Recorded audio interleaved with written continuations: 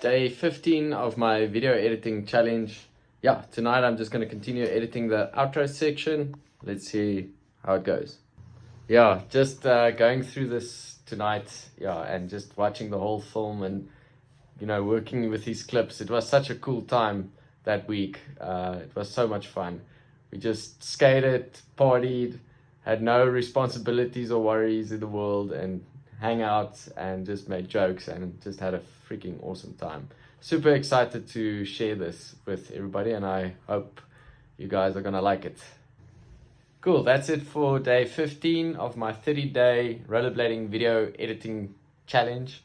Officially halfway, and it feels there's still a lot left to do, but tonight I made a good progress.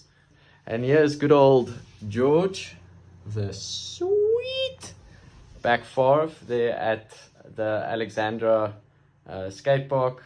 But yeah, I'll check you tomorrow for day 16, and thank you for all the support, making progress, and yeah, I'm really happy about where this is going.